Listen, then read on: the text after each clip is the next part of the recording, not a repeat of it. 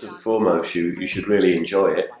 I think don't do things to please other people. You have to make sure that you are in the music.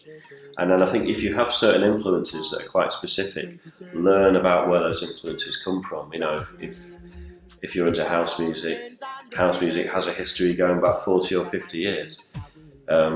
So learn where your music comes from. It's like if this is your musical family that you've chosen, learn the family tree. Get to meet the parents and the grandparents and the aunties and the uncles. You know, learn about the journey that this music has taken, and the journey that the music took before it became house music. You know, this is fascinating, because I think it will give you a good sense of ownership about the music, and knowing about the past, I think, gives you a good knowledge of how to take it forward as well.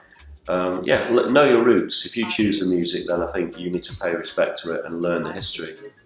But I think that will also then just show you how connected all different forms of music are. But then you can, if you choose to go between different genres, you can do it in a very natural way, which is, you kind of know, well, that comes from there, this comes from there, you know, hip hop comes from here, house comes from there.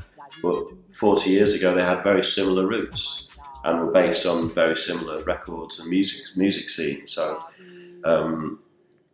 you can then start to become, I think, more creative, but with more of a focus in your mind and how you create the music and how you bring something new, which is part of your personality, and how you deal with these influences and how you interpret them. You know, lots of people, you know, lots of the best music of the past is people listening to different kinds of music and putting it together in a personal way, which quite often comes out a bit wrong, but that creates this crazy energy which makes people go, what is this? You know, this doesn't sound right, but it's intriguing. Where does this come from?